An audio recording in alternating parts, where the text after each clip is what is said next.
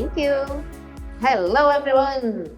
So I'm here to do a live demo with you. So I'm creating smart contracts live. It's not only talking, but also using my computer and create smart contracts really here with you. Let's go. Oh, no, this is from last year. I think this is not the right password. So we don't need a password here. If you like to do with your computer now, just grab it. And this is me. My name is Solange Gueiros. You can call me Sol. I am a DevRel educator manager at Chainlink Labs. All of these are my contacts. This is my website as well. You can see all my previous presentations. I came from Brazil. This is the presentation. If you like to see this later, it's only this QR code, and I have other links, other QR codes around. So with this, you can access everything.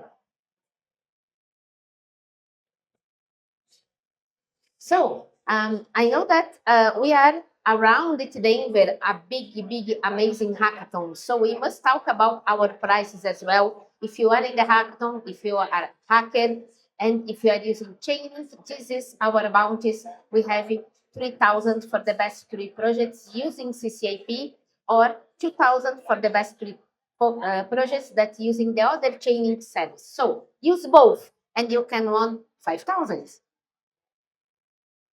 Let's talk about oracles first. So what are oracles? When you talk about oracles, you are talking about any kind of device, any kind of thing that you can bring information to the blockchain. So I can bring information. I'd like to have the information related to the weather, or related to a soccer game, or related to some satellite data, or what more I have over there, temperatures, and a lot of financial data. And all of this, I'd like to bring this information to the blockchain. Think that the blockchain is like an island. It's an isolated network. So the big challenge with the blockchain is to bring this information that is not inside the blockchain and use that inside your smart contract. And this is the concept of Oracle. But when you think about oracles, it's so important to think about decentralization, the core of blockchain. So if you bring the information from only one source and in only one node to bring this information, this can be compromised. So the best way to bring this is with a decentralized Oracle network. We talk about DONs, the decentralized Oracle networks. It means that we have more than one node that can get this information for you and get the consensus around that.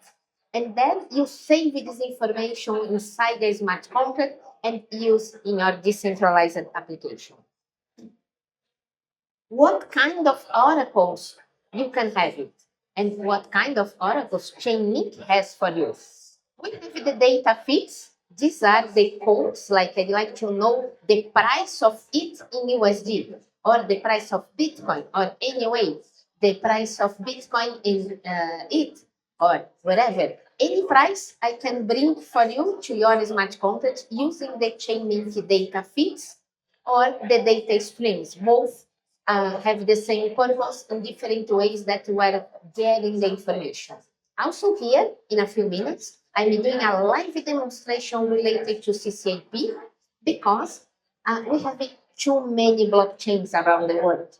And I don't believe that one blockchain is really better than the others. They are different, they have different purpose, different goals, and sometimes for the user would like to have fixing different blockchains. And we need the interoperability. CCIP is bringing to you interoperability. Also, you have chaining functions. Imagine that you have a system that is not on blockchain, it's not on Web3, but you'd like to use that information. Imagine that you can have a JavaScript code calling this external system and bring the information for you inside your smart contract. This is Chainlink function. We can help you with this. Also, generating random numbers can be a challenge because if you try to generate the number inside the blockchain with the rule in the blockchain, the validator can see that and maybe can try to front running and try to manipulate that. So the best way to have a random number is generating this random number outside the blockchain and bring the number to your smart contract. VRF can do that for you. Also, do you know that the smart contract cannot call itself? We need to have some external agent to call a smart contract. For example, you can call some function, but also we can have some bots, something that you deploy in a cloud, or you can have this in a decentralized way. Using Chainlink automation, you can have a decentralized Oracle network that is executing functions for you inside your smart contract. And proof of reserve is to prove reserve that you have in any other smart contract or any other system. Imagine that I am on Ethereum. I'd like to prove reserves of Bitcoin. On the Bitcoin network, I can use that. Or I'd like to prove some balance in account in a bank. I can use that as well. So I already talked too much.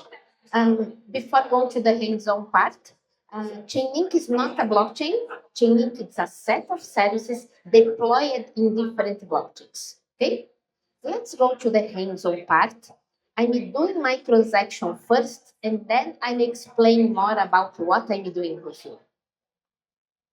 So here I am.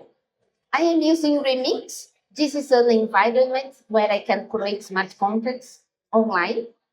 And I have this smart contract here where my goal is to transfer USDC from Avalanche Fuji, the testnet on Avalanche, to Ethereum Sequoia, the testnet from Ethereum. This is my goal. So first I have this contract here that I'm deploying now with you. Then I can explain a bit more related to the contract. Let's see if I am connected. I'm not sure. Okay, all connected. I have some AVAX here, some link, all good. So here we are. Here I must have my contract selected. And now I can deploy. Ta-da. So I'm sending a transaction now to deploy my smart contract. And you can see here, I made one some minutes ago. So I made this now with you for sure. Let's see over there. Yes, it's confirmed. So this is the contract that I just created with you. Okay, I have a contract. I must pay fees to send these tokens from one chain to another chain. I can pay these fees using the native token, using AVAX, or using Link, the token from Chainlink. Here now, I decided to pay the fees using the Chainlink token. So I'm sending some link to my smart contract. Let's get the smart contract address. Go to my wallet. I'm using MetaMask. And I'm going to my tokens part. I have a link over there. Send to the address of my smart contract that I just deployed with you. I'm sending 5 links. Continue. And in some seconds, AVAX is so fast. So confirm it. I already have a link inside my smart contract. I can check it out. For example, if I check the balance of my smart contract, it's the same address. You can see that I have 5 here. It's a bit small, but I think you can see it. Okay. All good. My contract is prepared to send USDC to another chain. This is the goal. Okay, I must send USDC. I must authorize my application, my smart contract to do that. So I'm going to the USDC contract. This is an interface of the USDC token. It's an ERC20 token. And I must authorize, not this that I made before. Let's copy the address of my contract and paste here. And here I am authorizing something. I know that the USDC has 6 zeros, 6 decimal places. So 1, 2, 3, 6 zeros. I'm authorizing to use 1 USDC from one chain to another chain. Okay? Transact. Okay? So the authorization is on the way. It means that this smart contract can take off USDC from my wallet and send it to the other chain. This is our final goal. Okay? Let's see how we are. Yes, so fast. I love it. Now we are so good on that. I can really send the money, not using the interface of the ERCTH token, but using my smart contract over there. I'd like to transfer USDC to Sepolia. Who will be the receiver? I'd like to send to my own wallet. This is my wallet. And how much? I'm sending 0.1. I know that I authorized more than this, so it's 1 and 5 zeros now. Okay. And then I can click on transact.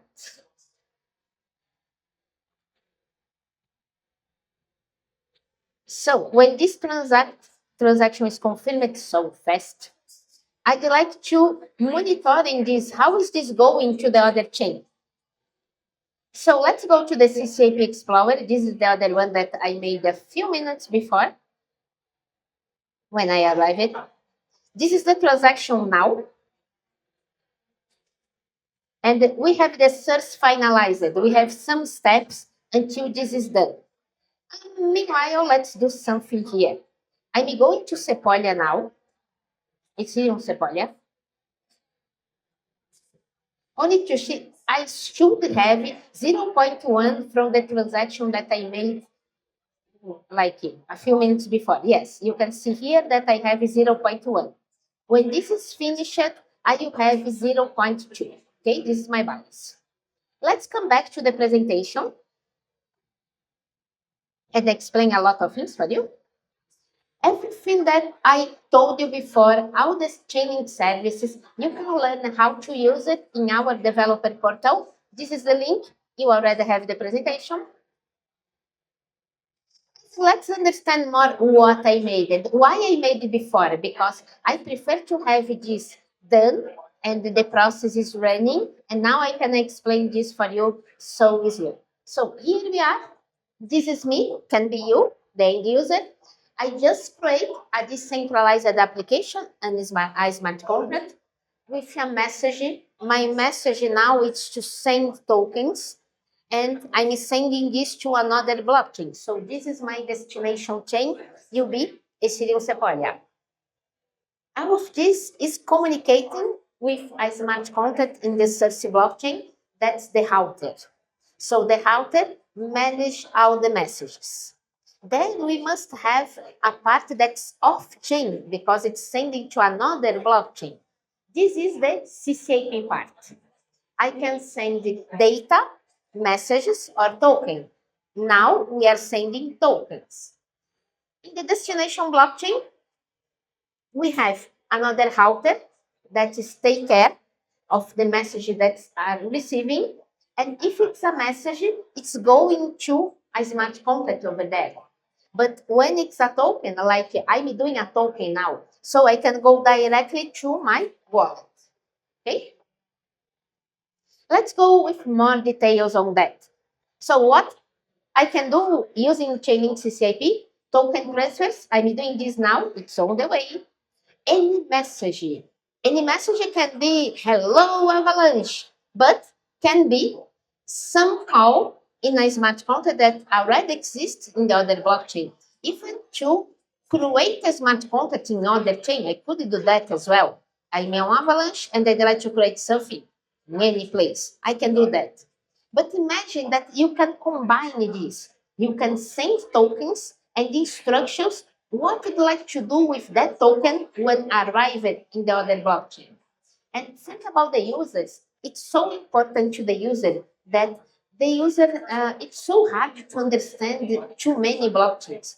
All of this should be transparent to the user. So it doesn't matter if he has tokens in one chain and he are doing things in the other blockchain. He should do everything together in a transparent way. And this, we are doing that. I already in the process using Chainlink CCIP to transfer the USDC between blockchains. If you'd like to do this by yourself, I know that you are not doing now, no problem. We have some reference for you, like a Git book, step by step, a masterclass on YouTube. Also, what I'm doing, transfer USDC from Avalanche Fuji to Ethereum Sequoia. What are my requirements here? I'm using MetaMask. We are using the Fuji test network. We have the native token, the AVAX, and also the link on Fuji. I already have the link on my MetaMask. And remember, I'm using USDC. So some reference for you related to USDC as well. The faucet to you get tokens, to add these tokens on MetaMask. And I think everything that you need is here. So this is the contract that I use it now. Would you like to see some explanation on my contract? Let's go. Here we are. I'm importing the router, like I told you before, related to the router. Also the client that are the messages that I need to use. And I'm using ERC20 tokens. So I'm importing libraries from OpenZeppelin. Here I had that code something important like the router address, the link token address, the USDC address, and the destination chain selector. This is Sequoia. This is the an event when I'm transferring all the USDC. And this is the only function that I have. Like here you can see that I have a structure of a message and a structure of a token inside the message.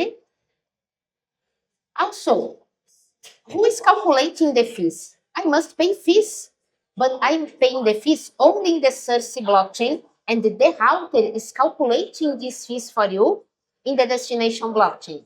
And everything is getting from your Cersei blockchain. So even when I'm sending a token, this token is a kind of message. So the router is sending the message to the destination chain selector, and my message is to send tokens. This is the event, and this is something only to manage the token, whatever I'd like to do after that. So, okay, I already explained the contract for you. I use the CCIP Explorer to manage this. Let's see. How is my transaction now?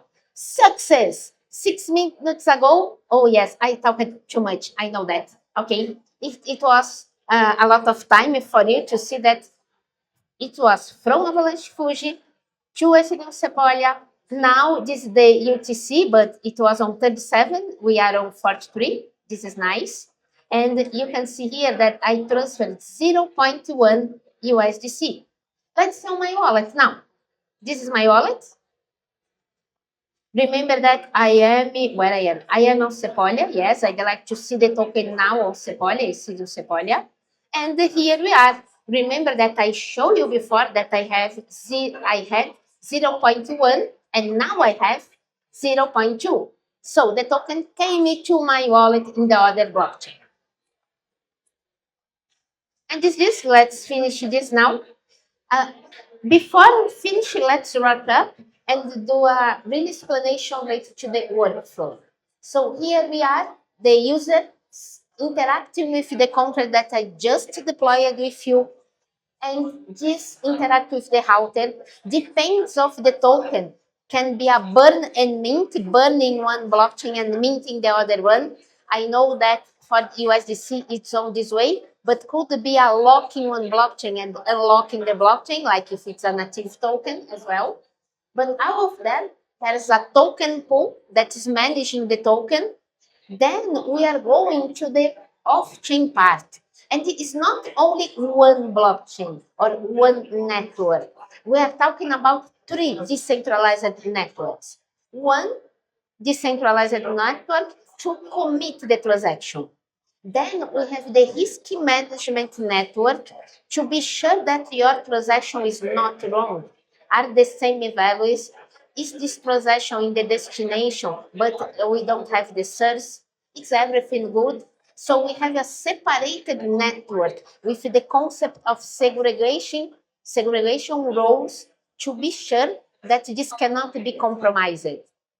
And after that, the executing done is really sending the transaction to the destination blockchain. Over there, we have the off-ramp of the token arriving. And like I said before, it's only a token. So it's not going to a smart contract, but directly to you, to the end user. I have more slides here, but I'm not going forward to all the other details. Yeah, we are good now. I'd like to only come back here for you.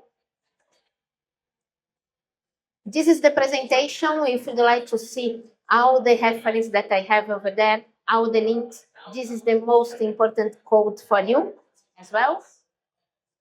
And this is me. My name is Solange Gueiros. You can call me Sol, and I will be around. We can talk whatever you'd like. Okay? Thank you so much.